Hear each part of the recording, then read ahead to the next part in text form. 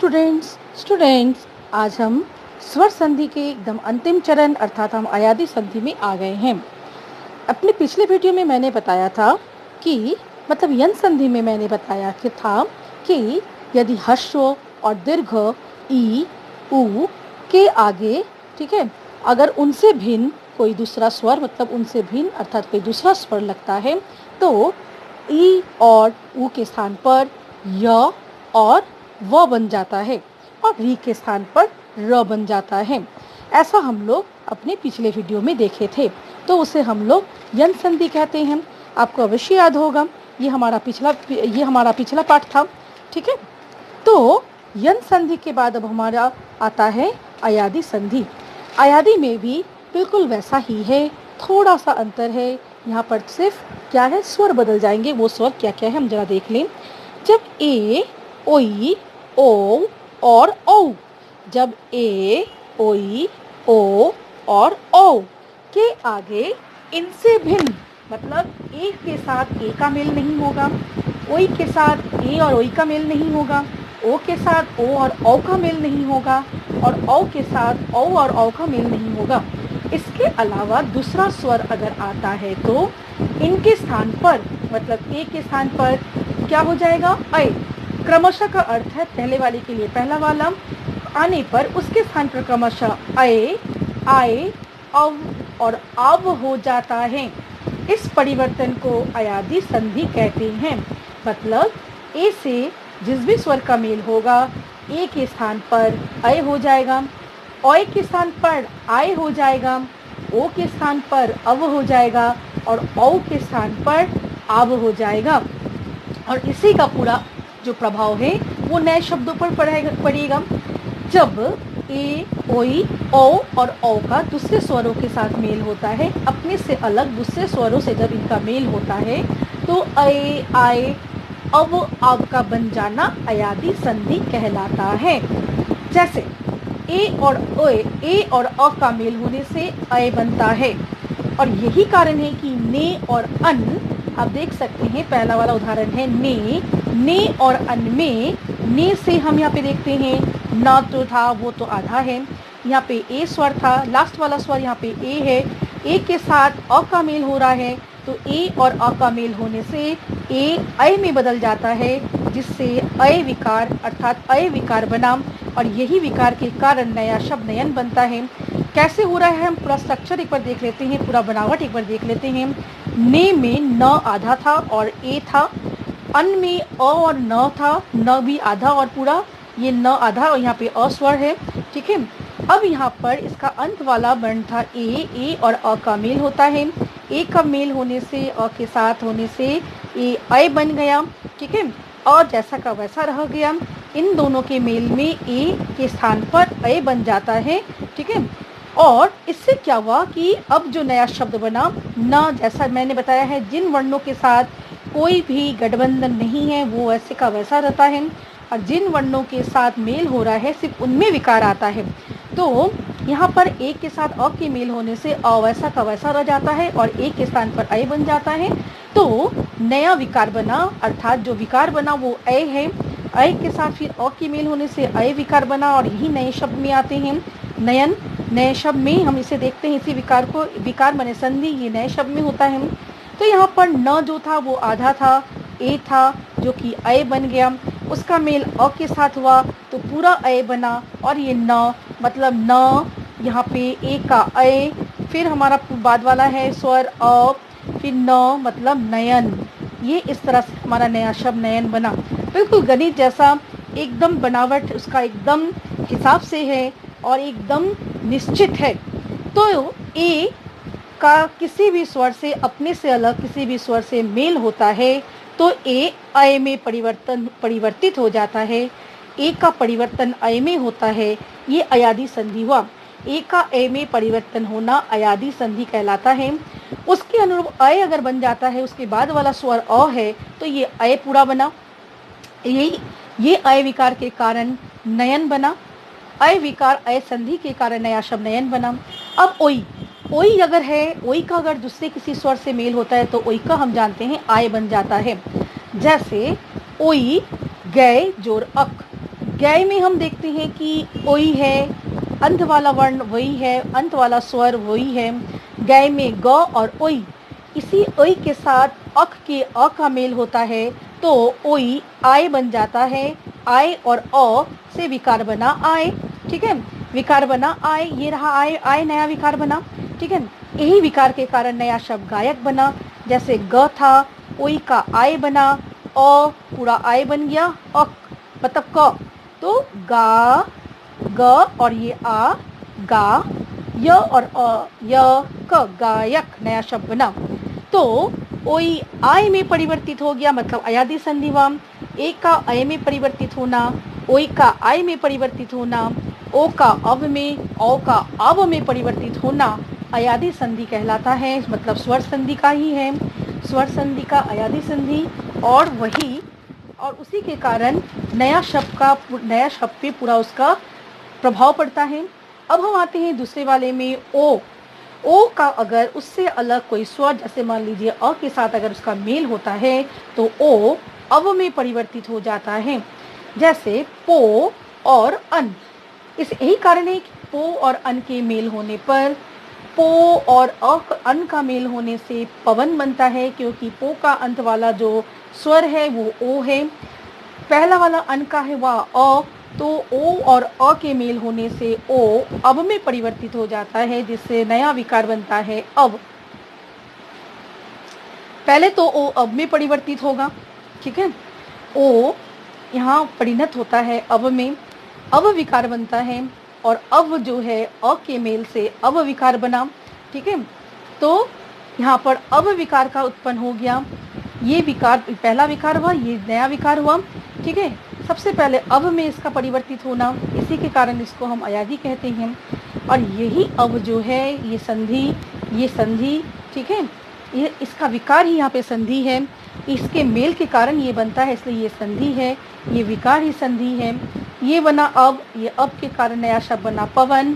तो पो और अन के मेल से यही कारण है कि पवन बनता है, क्योंकि ओ का जो ओ है वो अब में परिवर्तित हो जाता है, पवन। औ और अ के मेल से आओ बनता है, और यही कारण है कि पौ और अन से पावन बनता है। पौ का औ है अंत वाला स्वर, अन का पहला स्वर है अ, इन दोनों के मेल होने से, औ और अ के मेल होने से औ आव में परिणत हो जाता है, इन दोनों के मेल से औ का परिवर्तन आव में हो जाता है या आव विकार बनता है। तो यही आव जो है, यही आव विकार के कारण नया शब्द हमारा पावन बनता है। यही आव विकार के कारण आव अ से मिलता है तो आव बना, ठीक है, ये विकार, यहाँ भी ये विकार है, तो यही आव विकार के कारण क्या बना, पावन, नया शब्द बना पावन। तो ये चार हैं अयादि में। औ का हम और देख ले, औ जैसे ही अपने से अलग दूसरे किसी स्वर से मिलेगा, औ को आव बनना ही है। जैसे औ और ई का मेल होता है तो आबी बनता है, क्योंकि औ में देखो नौ जोड़ एक, नौ का अंत वाला है औ, और ई, औ का किसी भी स्वर से मेल होता है अपने से अलग तो आव बना, आव और ई के कारण आबी बना, ठीक है। तो आबी विकार के कारण यहाँ पे नया शब्द बना नाविक, क्योंकि क में और न में कोई भी परिवर्तन नहीं है, वो ऐसा का वैसा रहेगा। औ और इक में सिर्फ गठबंधन होते हैं, मेल होते हैं, जिससे मेल होने से औ आव में परिणत हो जाता है और आव ई से जुड़ जाता है, तो आवी विकार बनाता है, ठीक है। दो बार यहाँ विकार आ रहा है ना, एक बार औ आया आव, ठीक है, औ जो है वो, ठीक है, औ विकार एक ही है, हम यहाँ पे देखते दो बार हैं। औ जो है वो आव में परिणत हुआ, परिणत होना ही विकार है, आव संधि हुआ। आव संधि जो है ये ई से क्या होता है, इसका मेल होता है आबी, ठीक है। तो यहाँ पर आबी के कारण नया शब्द बना नाविक। मैंने यहाँ भी इसे विकार ही कहा है, क्योंकि यहाँ पे ये आव ई के साथ इसका मेल होता है, तो यहाँ पे आवी जिसको हम यहाँ पे देखते हैं, इसलिए मैंने यहाँ पर विकार कहा है। सबसे पहले औ का आव में बदलना, ये सबसे बड़ी बात है। औ का ऊ के साथ अगर मेल होता है तो आबू बनेगा, ठीक है। औ का ऊ के साथ मेल होने पर आबू विकार उत्पन्न होता है। ठीक है, यहाँ पर आबू विकार उत्पन्न होता है, जैसे भौ जोर उक, भौ का औ, उक का उ, औ जो है भौ के साथ औ के साथ उ का मेल होने से आब बना, और जिसके कारण आब और उ आबू बना। यही कारण है कि भौ और उक से नया शब्द भावुक बन जाता है। भौ और उक से जब हम देखते हैं भौ के साथ उक, नया शब्द भौ के साथ उक जब उनका मेल होता है तो भौ का औ और उक का उ के मेल होते ही औ आब में परिणत हो जाता है, जिससे आबू विकार बनता है। ठीक है, आब विकार के कारण आबू विकार बनता है, और हम इसी आबू को हम नए शब्द में देखते हैं। ठीक है, यही संधि को हम नए शब्द में देखते हैं, जिसके कारण हमारा नया शब्द बना भावुक, और इसी आबू विकार के कारण हमारा नया शब्द बना भावुक। एक बार आब, फिर आबू। तो औ का आब में परिणत होना अयादी संधि है। औ का आब में आब विकार के कारण, ठीक है, और वो उ से जुड़ जाने के कारण आबू, औ और उ के कारण आबू बना, और इसी कारण नया शब्द भावुक बना। औ का ई के साथ मेल होने से आबी बना, नया शब्द नाविक। औ का औ से मेल होने से आब बना, नया शब्द पावन हम यहाँ पे देख रहे हैं। और ओ का अ से मेल होने से औ बना, नया शब्द पवन हम देख रहे हैं। ये हमारे अयादी संधि हैं। तो मुझे आशा है कि आप अयादी संधि, स्वर संधि का जो अंतिम चरण है अयादी संधि, आप ठीक से समझे होंगे। जब ए, ओई, ओ और औ के आगे इनसे भिन्न स्वर हो तो ये नहीं होना है, इनसे अलग ये सारा सूत्र है, आपको ये याद रखनी है। जगह जगह पर इसे देखकर आपको इसके जो हैं, इसको आप मतलब जहाँ भी आप संधि होता हुआ देखेंगे, आपको इन्हें ढूंढना पड़ेगा कि यहाँ पे कौन सा संधि है। कहीं भी अगर आप स्वर संधि दो स्वरों को मिलते हुए देख रहे हैं तो आपको वहाँ अवश्य ये पांचों में से कोई ना कोई संधि होगा, आपको वो समझने होंगे कि ए का परिवर्तन हो रहा है किसमें, ओई का परिवर्तन हो रहा है कि ओ का परिवर्तन हो रहा है कि औ का हो रहा है, कि ई या हर्षो ई या दीर्घ ई के साथ अ का मेल हो रहा है। ठीक है, और उसमें ई का परिवर्तन य में हो रहा है कि नहीं। इन सब के आधार पे आपको संधि को तय करना है। फिर समय में देख लेते हैं।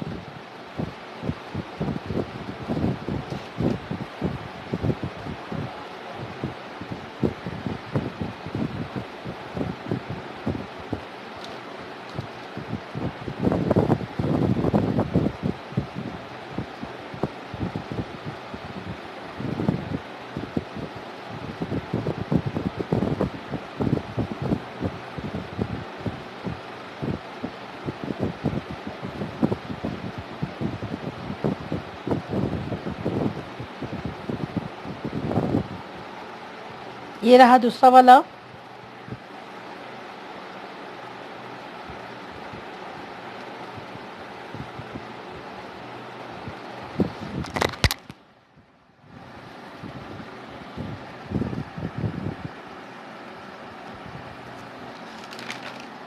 ये तीसरा, ओ और अ के कारण अब का बनना, औ और अ के कारण आप का बनना, और उसी के आधार पर हमारा दूसरा होता जाएगा सब।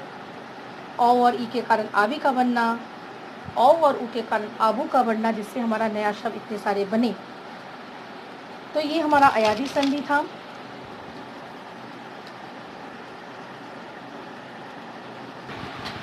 और यही कारण है कि ए, ओई, ओ और औ के आगे दूसरे स्वरों के लगने से अए, आए, आई, अब, आबी, आबू, ये सारे विकारों का उत्पन्न होना।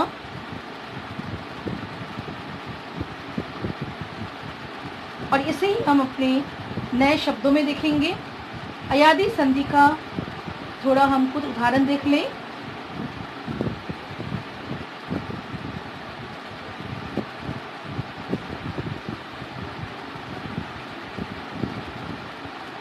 ये कुछ और उदाहरण हुए, इसमें से बहुत सा मैं दी हूँ।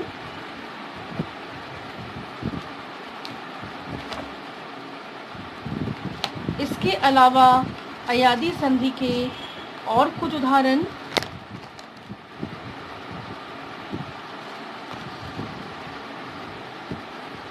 ये रहा।